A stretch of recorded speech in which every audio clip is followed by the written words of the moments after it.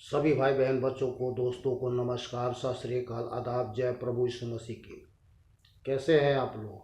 आशा करता हूँ खुश होंगे, आनंदित होंगे, सुरक्षित होंगे और भला चंगा होंगे। मैं भी खुश हूँ, आनंदित हूँ, सुरक्षित हूँ और भला चंगा हूँ।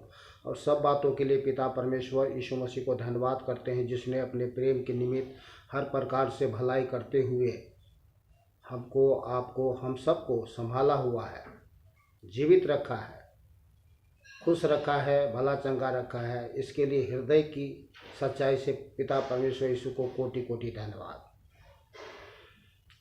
आज का जो वचन है बहुत पावरफुल है। वचन को शुरू से लेकर के आखिरी तक सुने। वीडियो भगा भगा करके ना देखें, उससे कुछ लाभ नहीं होने वाला। ये हम सब के जीवन के लिए है। जीवन में अगर सुरक्षा चाहते हैं, भलाई चाहते हैं तो वचन को ध्यान से सुने। इसमें बहुत विशेष खासे बातें बताई गई है और वीडियो को ज़रूर शेयर करें। वीडियो को शेयर करेंगे तो आप खुद भी बचेंगे, दूसरों को भी बचाएंगे। एक शेयर से ना जाने कितने लोगों की जान बच जाएगी। इस वीडियो में बहुत कुछ है, आप ज़रूर देखें और दूसरों को भी शेयर ज़रूर करें। वचन में जाने से पहले एक छोटा सा प्रार्थना कर लेते हैं।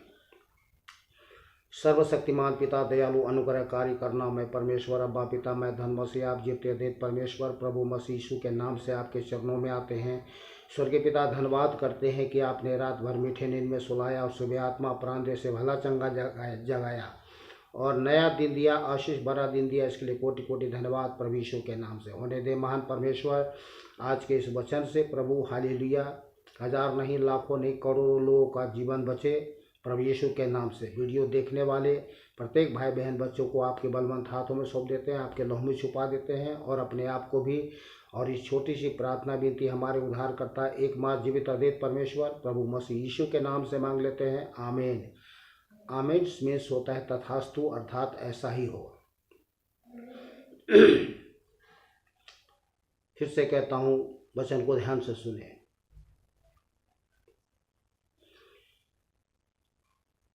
पहला कुरिन्थियों 6 अध्याय 9 से 11 तक मैं पढ़ रहा हूँ, ध्यान से सुने। क्या तुम नहीं जानते कि अन्यायी लोग परमेश्वर के राज्य के वारिस न होंगे? अन्यायी लोग परमेश्वर के राज्य के वारिस नहीं होंगे। स्वर्ग कहें या जन्नत कहें, वहाँ अन्यायी लोग प्रवेश नहीं कर सकते।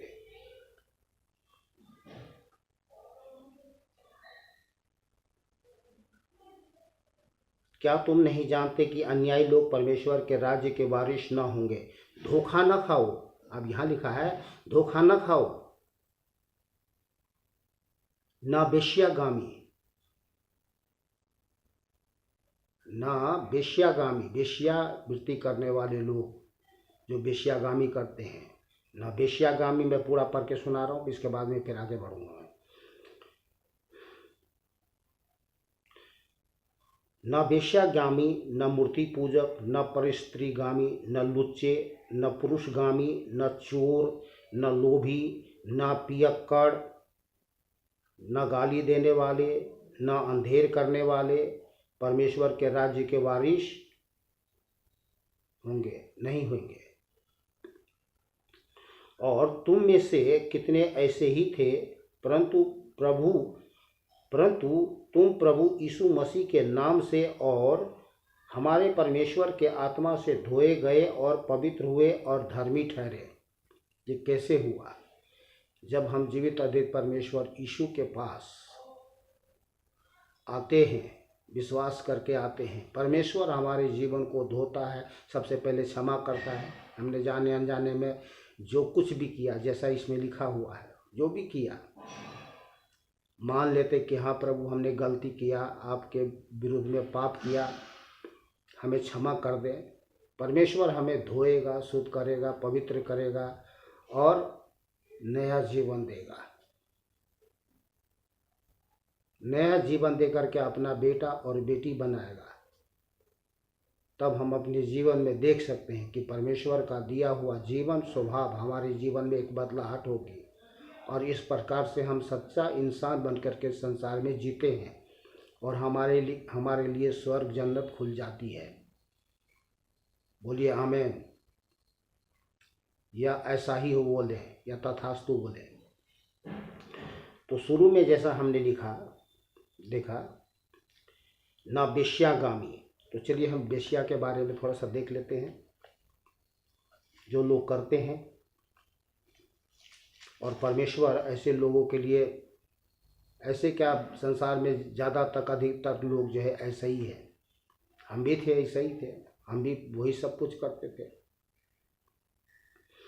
नीति वचन 6 अध्याय 23 से लेकर के मैं आपको 33 आयत तक पढ़ के सुना रहा हूँ।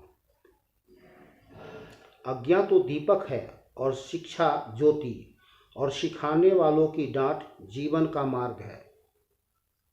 रिपीट कर रहा हूँ, अज्ञान तो दीपक है और शिक्षा ज्योति, और सिखाने वालों की डांट जीवन का मार्ग है,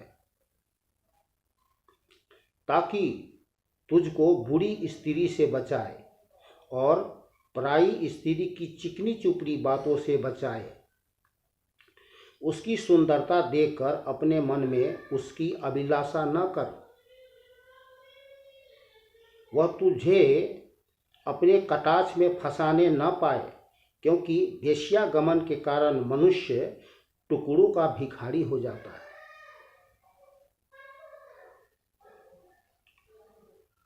क्योंकि वेश्यागमन के कारण मनुष्य टुकड़ों का भिखारी हो जाता है, परंतु बेविचारनी अनमोल जीवन का अहेर कर लेती है।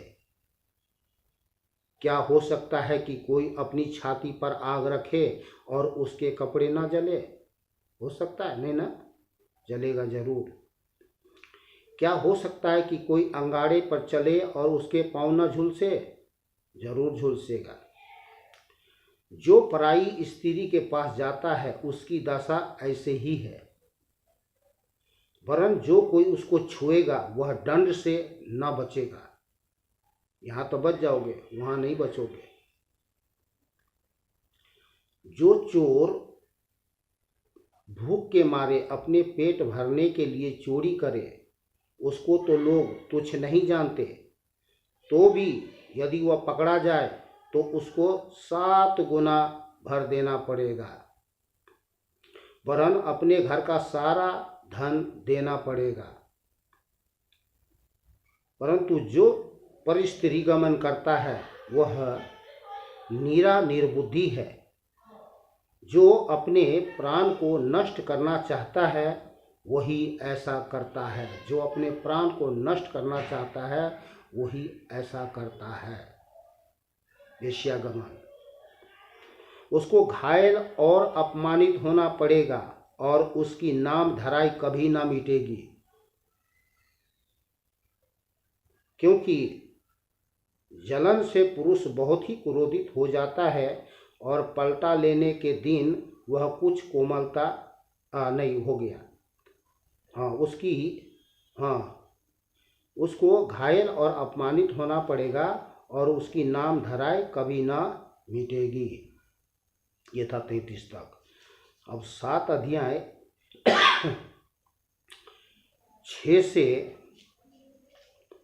27 आयत तक मैं और आपको पढ़ के सुना रहा हूँ। नीति वचन 7 अध्याय 6 से 27 आयत तक। मैंने एक दिन अपने घर की खिड़की से अर्थात अपने झरोखे से झांका, तब मैंने भोले लोगों में से एक निर्बुद्धि जवान को देखा। वह उस स्त्री के घर कोने के पास की सड़क पर चला जाता था और उसने उसके घर का मार्ग लिया। उस समय दिन ढल गया और संध्या काल आ गया था, वरन रात का घोर अंधकार छा गया था। और देखो उससे एक स्त्री मिली जिसका भेष वेश्या का सा था, और वह बड़ी धूर्त थी। वह शांति रहित और चंचल थी और अपने घर में न ठहरती थी। कभी वह सड़क में कभी चौक में पाई जाती थी और एक एक कोने पर वह बाट जोहती थी शिकार ढूंढने के लिए। तब उसने उस जवान को पकड़कर चूमा और निर्लजता की चेष्टा करके उससे कहा, मुझे मेल बलि चढ़ाने दे और मैं अपने मन्नत आज पूरी की है। इस कारण मैं तुझसे भेंट करने को निकली। मैं तेरे दर्शन की खोजी थी और अभी पाया है। मैंने अपने पलंग के बिछौनों पर मिस्र के बेलबूटे वाले कपड़े बिछाए हैं। मैंने अपने बिछौनों पर गंधरस अगर दालचीनी छिड़की है। इसलिए अब चल हम प्रेम से भोर तक जी बहलाते रहें। हम परस्पर की प्रीति से आनंदित रहें, क्योंकि मेरा पति घर में नहीं है। वह दूर देश को चला गया है। वह चांदी की थैली ले गया है और पूर्णमासी को लौटेगा। ऐसी बातें कह कर उसने उसको अपनी प्रबल माया में फंसा लिया और अपनी चिकनी चुपड़ी बातों से उसको अपने बस में कर लिया। वह तुरंत उसके पीछे हो लिया। वह व्यक्ति जैसे बैल कसाई को या जैसे बेड़ी पहने हुए कोई मूढ़ ताड़ना पाने को जाता है। अंत में उस जवान का कलेजा तीर से बेधा जाएगा। वह उस चिड़ी मार के समान है जो फंदे की ओर वेग से उड़े और न जानती हो कि उसमें मेरे प्राण जाएंगे। तो अब हे मेरे पुत्रों, प्रभु कह रहे हैं, अब हे मेरे पुत्रों, मेरी सुनो और मेरी बातों पर मन लगाओ। तेरा मन ऐसी स्त्री की मार की ओर न फिरे और उसकी डगरों में भूल कर न जाना, क्योंकि बहुत से लोग उसके द्वारा मारे पड़े हैं। बहुत सारे लोग उसके घात किए हुओं की एक बड़ी संख्या होगी। उसका घर अधोलोक का मार्ग है। वह मृत्यु की घर पहुंचता है। तो वेश्यागमन करने वालों की जो दिन दशा होती है वो ऐसे ही होती है। चलिए हम फिर उसी आ जाते हैं अपने मेन पॉइंट पे। तो धोखा न खाओ वेश्यागामी, यहाँ पे थे हम। न मूर्ति पूजक, न परस्त्रीगामी, न लुच्चे, न पुरुषगामी, न चोर, न लोभी, न पियक्कर, न गाली देने वाले, न अंधेर करने वाले परमेश्वर के राज्य के वारिस होंगे, नहीं होंगे। ये सब कोई नहीं होंगे। अब मैं आपको ले चलता हूँ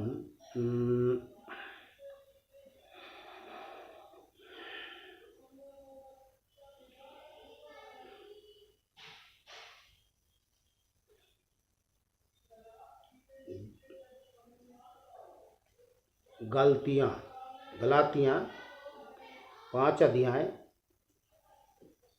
19 से 21 शायद, ध्यान से सुने। शरीर के काम तो प्रकट है, अर्थात बेविचार। शरीर का काम प्रकट है। जो संसार में शारीरिक जीवन जी रहे हैं उसके काम प्रकट है। तो वो कौन कौन सा काम है? बेविचार, गंदे काम, लुच्चपन, मूर्ति पूजा, टोना, बैर, झगड़ा, ईर्षा, क्रोध, विरोध, फूट, विधर्म, डाह, मतवालापन, लीला क्रीड़ा और इनके जैसे और काम हैं। इनके विषय में मैं तुमसे पहले कह देता हूँ, जैसा पहले कह भी चुका हूँ, कि ऐसे ऐसे काम करने वाले परमेश्वर के राज्य के वारिस न होंगे। तो ऐसे ऐसे काम करने वाले शरीर में जो शारीरिक प्राणी है और संसार में रह करके शारीरिक जीवन जी रहे हैं, ऐसे ऐसे काम करने वाले लोग जन्नत में नहीं पहुँचेंगे, जहन्नम में जाएंगे। स्वर्ग में नहीं जाएंगे, नीचे नरक में जाएंगे।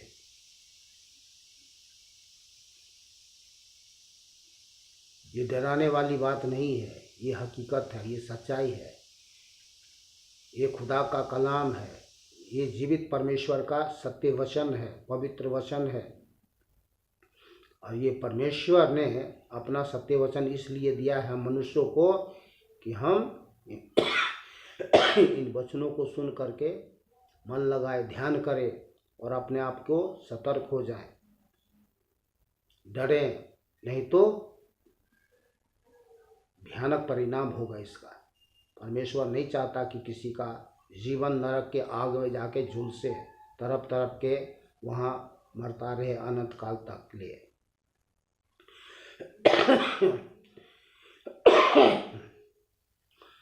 चलिए मैं आपको ले चलता हूँ इफिसियों 5 अध्याय 3 से 13 आयत तक। जैसा पवित्र लोगों के योग्य है वैसा ही तुम में बेविचार, देख लीजिए, जैसा पवित्र लोगों के योग्य है वैसा तुम में बेविचार और किसी प्रकार के अशुद्ध काम या लोभ की चर्चा न हो। ये परमेश्वर अपने लोगों से कह रहे हैं। किन लोगों से कह रहे हैं? जिन्होंने संसार में से लोग जीवित अद्वित परमेश्वर यीशु के पास आए हैं, विश्वास करके अपना जीवन समर्पित करके सच्ची अच्छी जीवन जीने की प्रेरणा पाया है, जीवन पाया है। मान लिया उसने कि हाँ प्रभु, मैं घृणित जीवन जी रहा था, अब मैं घृणित जीवन जी करके मैं नीचे नरक में नहीं जाना चाहता हूँ, प्रभु मुझे बचा ले। क्योंकि घर घर में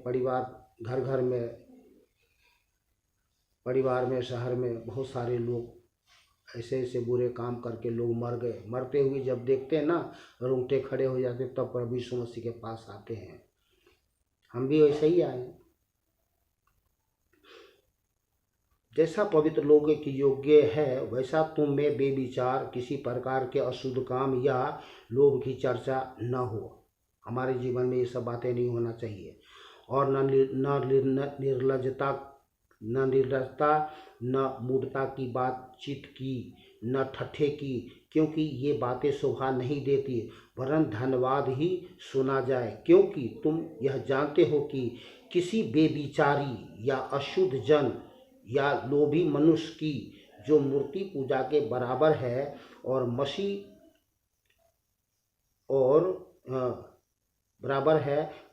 और परमेश्वर के राज्य में मिराश नहीं। कोई तुम्हें व्यर्थ बातों से धोखा न दे, क्योंकि इन्हीं कामों के कारण परमेश्वर का क्रोध अज्ञान न मानने वालों पर भड़कता है। जब कोई इन बातों पर मन ध्यान नहीं देता,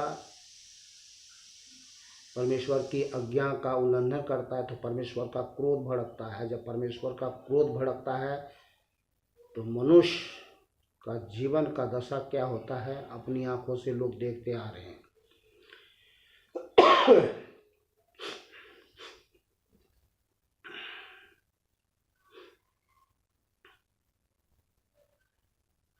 इसलिए तुम उनके सहभागी न हो। इसलिए हमें उनके सहभागी नहीं होना चाहिए जो ऐसे ऐसे काम करने वाले लोग हैं। क्योंकि तुम तो पहले अंधकार थे, बात सच है, अंधकार थे, बल्कि अंधकार के वशी में नहीं थे, अंधकार थे, शैतान बन चुके थे पूरी रीति से। क्योंकि तुम तो पहले अंधकार थे, परंतु अब प्रभु में ज्योति हो।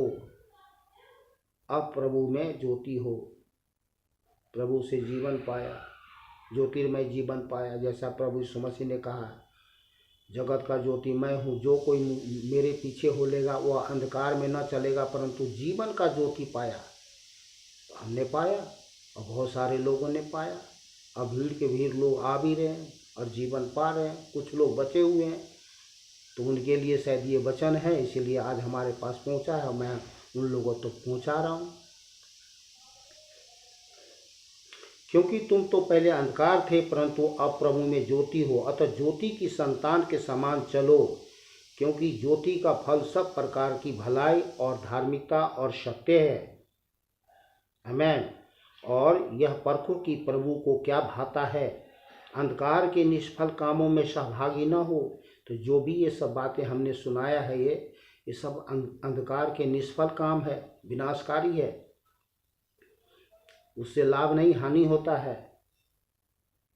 और यह परखो कि प्रभु को क्या भाता है, अंधकार के निष्फल कामों में सहभागी न हो, वरन उन पर उल्हाना दो, क्योंकि उनके गुप्त कामों की चर्चा भी लज्जा की बात है। जो गुप्त में छुप छुप के करते हैं लोग, झाड़ियों में जा कर के, पहाड़ के गुफाओं में जा कर के, होटलों में जाके एंजॉयमेंट के नाम पे जो करते हैं, कहाँ कहाँ जाते हैं, क्या कुछ करते हैं। बहुत सारे जगह है बेविचार करने वाले, गंदे काम करने वाले के, तो ये लज्जा की बात है। पर जितने कामों पर उल्हाना दिया जाता है वे सब ज्योति से प्रकट होते हैं, क्योंकि जो सब कुछ प्रकट करता है वह ज्योति है, अर्थात परमेश्वर है, उसके आंखों से कोई छिप नहीं सकता। तो एक दिन तो सबको उसके सामने प्रकट होना पड़ेगा, उसका पूरा वीडियो चलाया जाएगा। देख तूने कहाँ कहाँ गया था, कैसे कैसे काम किया गया था, बच नहीं सकता जी।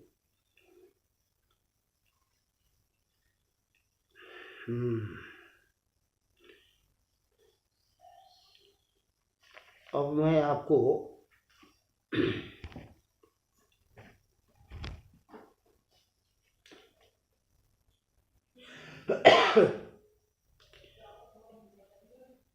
मैं आपको बता दूं, जो अभी मैंने पढ़ के सुनाया है आपको, गलातियाँ 5 का 19 से 21 आयत तक का शरीर के कार्य के बारे में।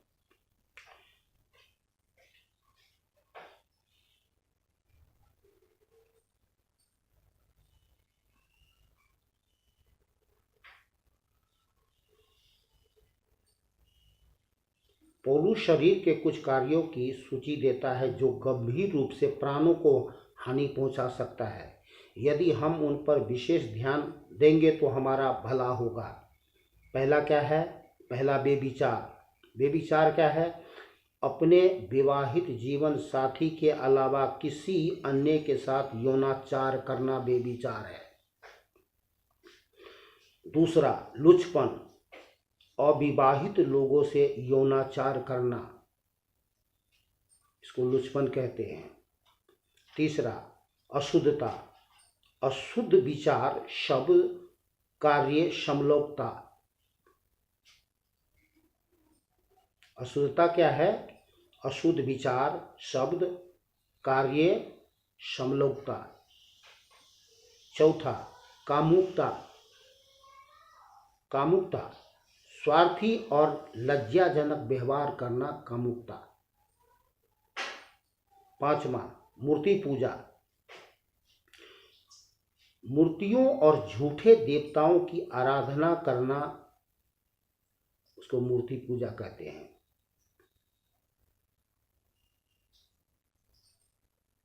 जैसे लोग शमशान घाटी में मूर्ति रख करके तंत्र मंत्र करते हैं, बलि चढ़ाते हैं, आदमी हो, बच्चे हो, भेड़ हो, बकरा हो, भैंसा हो, बहुत तरीके से ये सब करते हैं मूर्तियों के सामने में। वो सब नहीं करना, उसको बोलते हैं मूर्ति पूजा। चलो ठीक है। और छठा, जादू टोना। जादू और शैतान की शक्ति का प्रयोग करना मीन्स जादू टोना। सातवां, बैर अर्थात बुरी मनोदशा। आठवां, झगड़ा, झगड़ा करना, समस्या उत्पन्न करना। ईर्षा, ईर्षा मीन्स जलन रखना। क्रोध मीन्स गुस्सा। 11वां, मतभेद मीन्स बहस, तर्क वितर्क करना। 12वां, फूट मीन्स बांटना। 13वां, विधर्म, गलत शिक्षाओं से जोड़ना।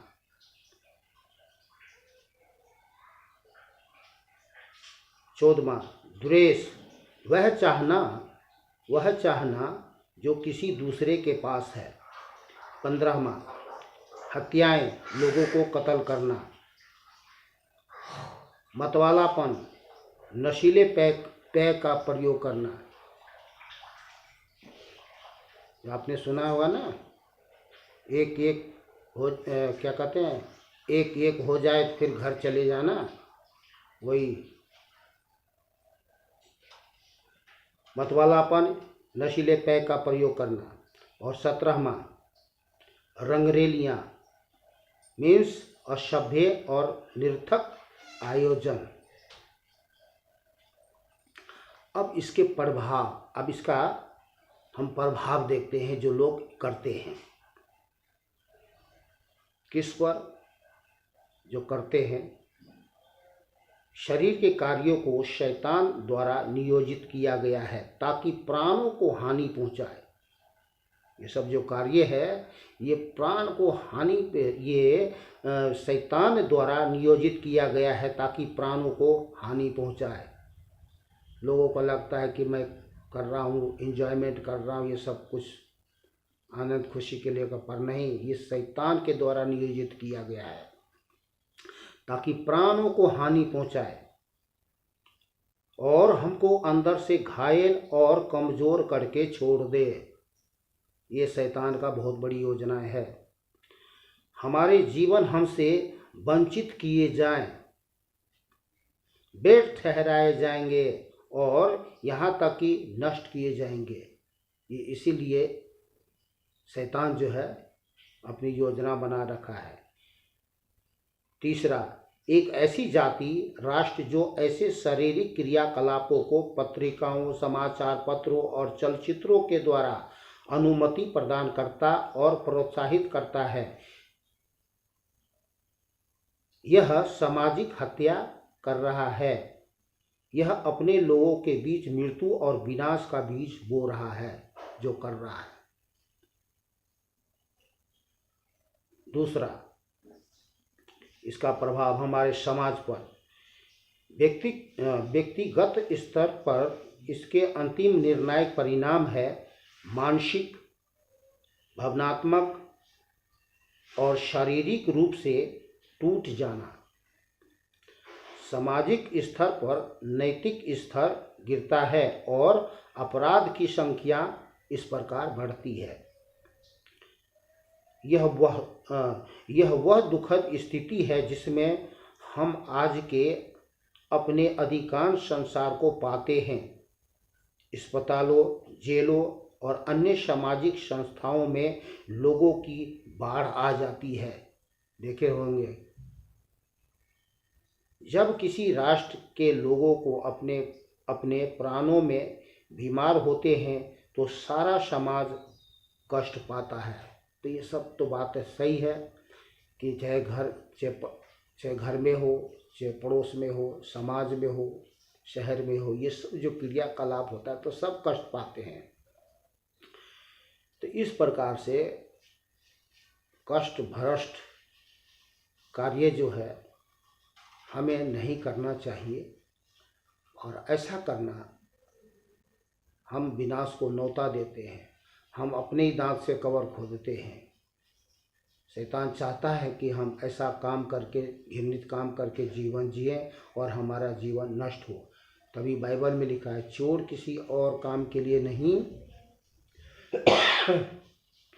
चोर किसी और काम के लिए नहीं, चोरी करने, घात करने, नष्ट करने को आता है। प्रभु यीशु मसीह ने कहा, मैं इसलिए आया कि तुम जीवन पाओ, बहुत याद का जीवन पाओ, भरपूरी का जीवन पाओ, आनंदकालिक जीवन पाओ।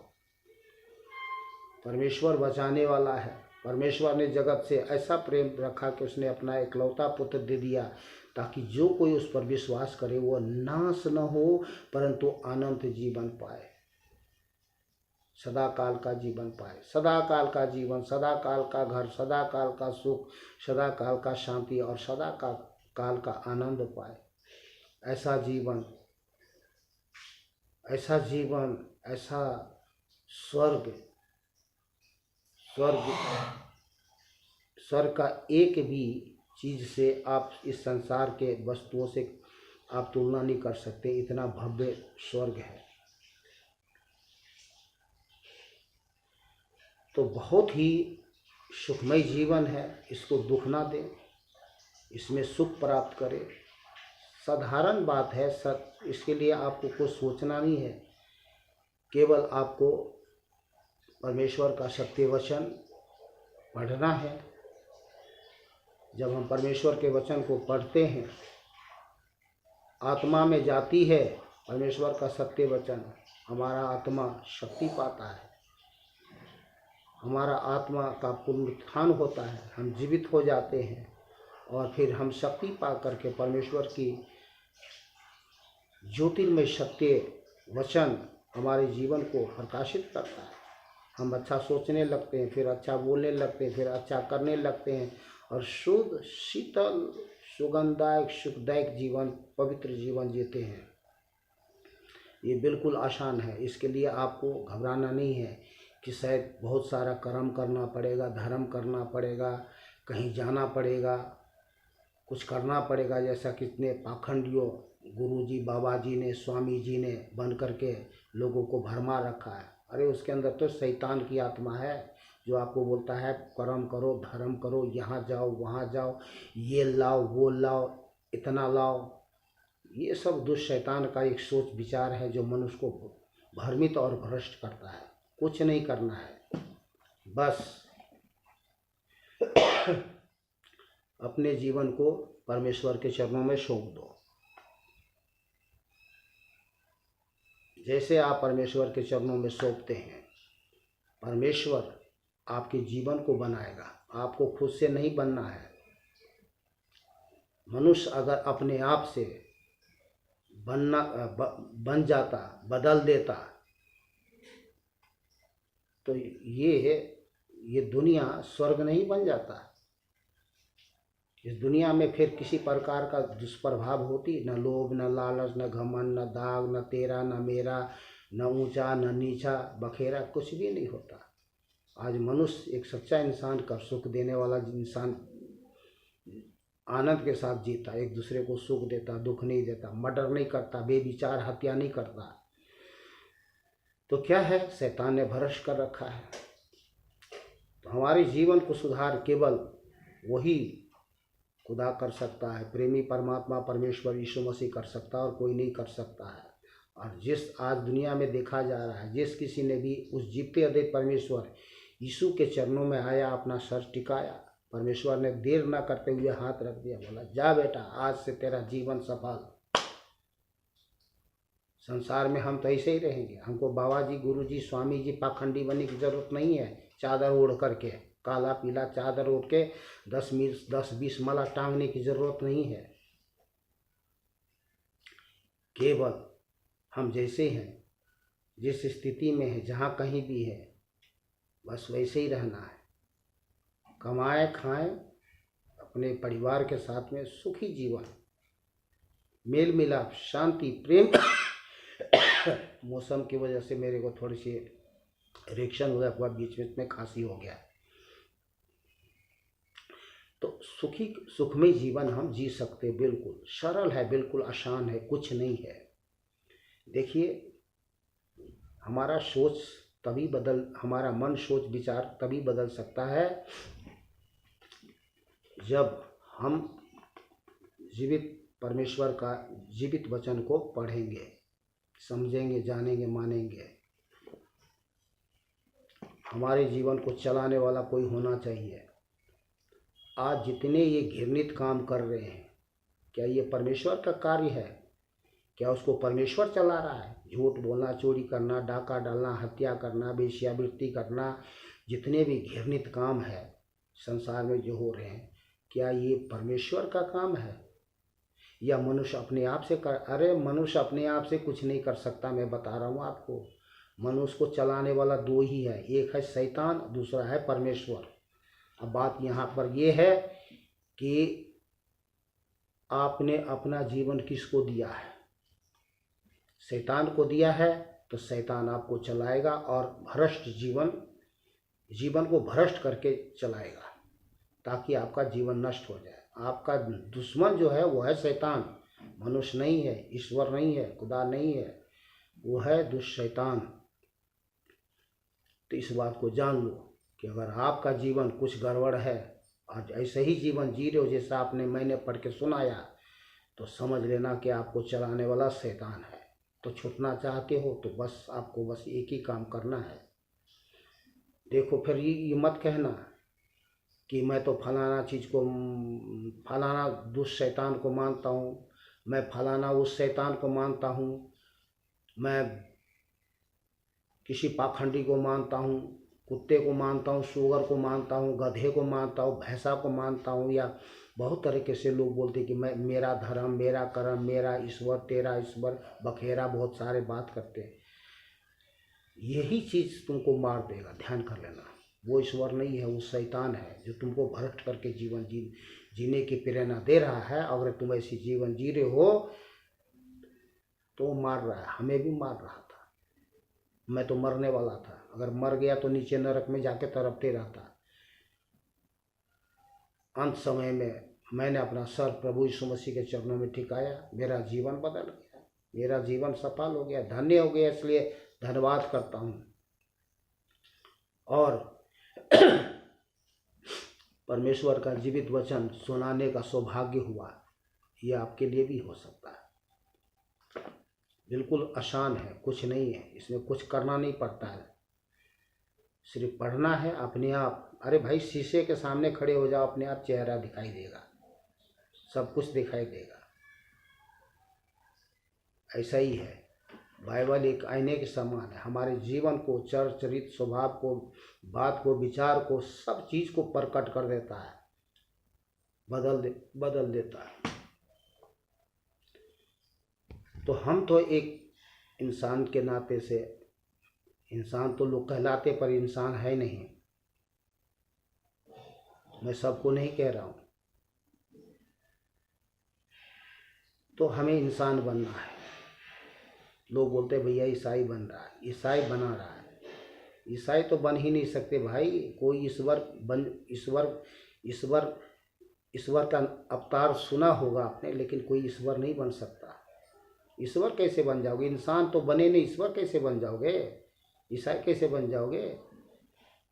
हाँ, ईश्वर की हमें दया और कृपा चाहिए, उसकी करुणा भलाई चाहिए, उसका प्रेम चाहिए, तभी हमारा जीवन बदलता है। तो धर्म नहीं बदलना है आपको, हमें अपने कर्म बदलना है, और कर्म नहीं बदल सकते अपने आप से। जीवन में उद्धार और सुधार चाहिए तो मात्र केवल जीवित परमेश्वर यीशु ही है। अगर यीशु है तो वो बदल रहा है और दुनिया में आज प्रकट है और सबके सामने में है। अगर तेरा मेरा करोगे तो जीवन फिर वही है, सांप बिच्छू कुत्ते वाला, शेर भालू वाला, काटोगे, मारोगे, मरोगे। और दुनिया में लोग पागल होकर के, बेचैन होकर के, घबराहट के साथ, चिंता के साथ में ना जाने क्या कुछ करते जीवन जी रहे हैं। जिसके पास बहुत पैसा है वो पागल होकर के पाप करते हुए जीवन जी रहा है। कौन करवा रहा है? उसके पीछे मात्र एक है, वो है दुष्ट शैतान। तो देखिए, आप संसार में रहते हैं, मैं आपको दोष नहीं लगा रहा हूँ, ना परमेश्वर आपको दोष लगा रहा है। परमेश्वर आपसे प्रेम करता है, और परमेश्वर सभी जितने भी संसार में हैं जो आज घृणित गंदे काम जी रहे हैं, सबको कह रहे हैं आज दया है, उसकी बहुत बड़ी दया है, तभी तो बच गए हम और बहुत संसार के लोग, और बच रहे हैं। भीड़ के भीड़ लोग आ रहे हैं, तो आप क्यों पीछे हो? आप भी आ जाओ, प्रभु यीशु मसीह के पास आ जाओ। और आपको आने के लिए कहीं जाना नहीं है। जहाँ भी हो, घर में हो, खेत में हो, खलिहान में हो, शहर में हो, नगर में हो, चाहे कहीं जेल में हो, रेल में हो, या कोई अपराध कर लिया, महापाप करके जेल में चले गए, सजा काट रहे हो, वहीं पे अपना सर टिकाओ और प्रभु यीशु मसीह को पुकारो। वो सर्वव्यापी है, एक ही समय में सब जगह मिलने वाला परमेश्वर है। वहीं आपको उत्तर मिल जाएगा, वहीं आपको जवाब मिल जाएगा। बस उसका नाम लेना है और उसके नाम लेकर के जीवन जीते रहो, अपने आप सब कुछ अच्छा हो जाएगा। वो ऐसा, यार इतनी बड़ी सृष्टि का मालिक है, उसने बड़े बड़े चमत्कार किया है, क्या कुछ नहीं किया है हमारे जीवन में? क्या वो छोटा सा काम नहीं कर सकता? बिल्कुल कर सकता है। हमारे जीवन को बदलने के लिए उसको कुछ सोचना नहीं पड़ेगा, पल भर में सब कुछ अच्छा हो जाता है। तो आज का मैसेज यही था कि हम शरीर संसार में जीते हैं, शरीर में जीते हैं, और जो कार्य है हमारा वो कहीं विनाशकारी है, हमारे जीवन को नाश और बहुत नाश करने वाला, बहुत दुखदायक पीड़ादायक है। हम कमाते हैं बड़ी कठिन परिश्रम से, मजदूर लोग बड़ी कठिन परिश्रम से जीवन जीते हैं, और फिर हम संसारिक भोग विलासी लोगों की नकल करके हम भी उसमें अगर गिर जाए, फंस जाए और हम भी मर जाए तो क्या फ़ायदा। तो परमेश्वर कहते हे पाप से बोझ से दबे हुए लोगों मेरे पास आओ, मैं तुझे विश्राम दूंगा, मैं तुझे छुटकारा दूंगा। मैं ही परमेश्वर हूँ, मैं ही छुटकारा देने वाला परमेश्वर हूँ। किसी दूसरे के द्वारा उद्धार नहीं, स्वर्ग के नीचे मनुष्य में और कोई दूसरा नाम नहीं दिया गया जिसके द्वारा तुम उद्धार पाओ। तो उद्धार पाना चाहते हो, एक छोटी सी प्रार्थना करो मेरे साथ में। बोलिए हे सर्वशक्तिमान परमपिता परमेश्वर यीशु मसीह, मैं आपके चरणों में आता हूँ। मैं स्वीकार करता हूँ मैं पापी हूँ। मेरे पापों के लिए 2500 वर्ष पहले आप इस जगत में आए थे। मेरे पापों के लिए क्रूस पर चढ़ गए, मारे गए, गाड़े गए और मुर्दों में से तीसरे दिन जी उठे। मेरे पापों को क्षमा करे, मुझ पर दया करे, मुझे धो दे प्रभु, मुझे शुद्ध कर दे प्रभु, मुझे नया जीवन दे दे प्रभु, अपना बेटा और बेटी बना ले प्रभु। आज से जीवन मैं आपको आपके चरणों में समर्पित करता हूँ। मैं स्वीकार करता हूँ कि अनजाने में मैंने शैतान का पूजा किया, शैतान का नाम लिया, भ्रष्ट जीवन जिया और आपके विरुद्ध में महापाप किया। मैं विश्वास करता हूँ प्रभु, मैंने क्षमा मांगा आपने, मुझे आपने क्षमा दिया। मैंने आपसे नया जीवन मांगा, आपने मुझे नया जीवन दिया। धन्यवाद प्रभु। आपके कोड़े खाने से मैं चंगा हो गया। जैसे आप बोलोगे आपके कोड़े खाने से मैं चंगा होगा, अगर आप बीमार में भी हो आप चंगे हो जाओगे, देखना। चाहे आपने लाखों रुपए खर्च किया हो, नहीं ठीक हुए ना, आप बोलना प्रभु मैंने आपके कोड़े खाने से मैं चंगा हो गया। इतना ही बोलना, सच है। क्योंकि जगत के पापियों के लिए प्रभु यीशु मसीह ने अपने देह पे कोड़े खाया। मनुष्य का श्राप अपने ऊपर लिए हुए क्रूस पर चढ़ गया, मर गया और तीसरे दिन जिंदा हुआ। और यह जिंदा तो प्रभु यीशु मसीह कोई मरने वाला था क्या? वो तो स्वयं परमेश्वर था, पर वो मनुष्य बना, हमारे बीच में आया, हमसे मिलने आया, हमारे दुख दर्द को अपने बांटने आया। ये है जीवन का बहुत बड़ा रहस्य। परमेश्वर हमदर्द है जिसने जीवन दिया। अरे माता पिता को देखो, जो माता पिता जन्म देता है ना, अपने बच्चों को पाँव में कांटा भी चुभना नहीं बर्दाश्त करता। बच्चों को तो थोड़ा दर्द होता है, लेकिन माँ बाप को ज़्यादा, अरे बेटा दिखाना दिखाना, अरे क्या हो गया। वो है असली माता पिता, हमारा वही है, वही हमारा सृजनहार, पालनहार, तारनहार, जीवन श्वास देने वाला परमेश्वर है, और कोई नहीं है। ये मैं अपने तरफ से नहीं कह रहा हूँ, यही सच है, इसको कोई खंडन नहीं कर सकता। सूर्य एक है, चंद्रमा एक है, हवा एक है, पानी धरती एक है, आकाश एक है, ऐसे एक ही परमेश्वर है, और उसका नाम है प्रभु यीशु मसीह। कोई वो अलग नहीं है। जैसे लोग बोल देते हैं ये विदेशी है, ये तो शैतान उसको बुलवा रहा है। चलिए आज के लिए बस इतना ही। बस मैं तो इतना ही कह के बस इस वीडियो को बंद कर रहा हूँ। देर मत करना, अगर अपने पापों में मर गए तो गए नीचे नरक में, फिर वहाँ पछताने और रोने और दांत पीसने की छोर और कुछ नहीं है चारा। इसलिए जैसे आप वीडियो को देखते हो, पूरा देखने के बाद अपना सर टिका लेना, प्रभु आज से जीवन आपका, प्रभु बचा लो, धो दो, शुद्ध कर दो, पवित्र कर दो, क्षमा कर दो, दया कर दो, अपना बेटा बेटी बन। बस इतना ही कहना और कुछ नहीं करना। देखना और एक बाइबल डाउनलोड कर लेना। आप बाइबल डाउनलोड करके प्रतिदिन पढ़ना। आपका आत्मा, मैं बता रहा हूँ, एकदम खिल जाएगा, फूल की तरह खिल जाएगा, शक्ति से भर जाओगे।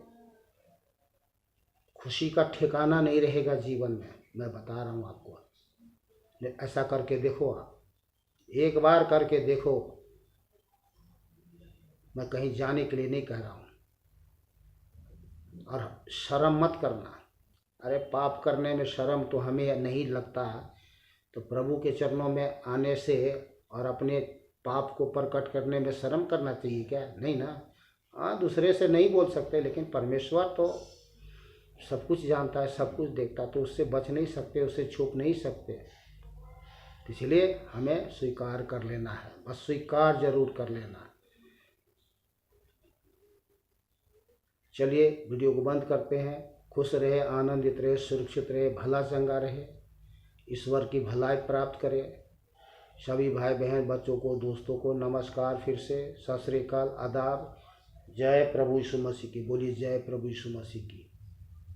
जैसे बोलोगे जय प्रभु यीशु मसीह की, शैतान जलना शुरू होगा, अंदर से निकलना शुरू होगा। देखना कि उल्टियाँ आ जाएगी, या कान से निकलेगा। देखना है कान से करके निकलेगा, कुछ न कुछ होगा। आँख से भी निकल सकता है, लोग आँखों से भी विचार करते हैं। बुरी बातें कान से सुनते हैं, बुरी बातें मुंह से बोलते हैं। मुंह से निकल सकता है, आँख से निकल सकता है, कान से निकल सकता है। ठीक है, वीडियो बंद करता हूँ। नमस्कार, सत श्री अकाल, आदाब। जय प्रभु यीशु मसीह।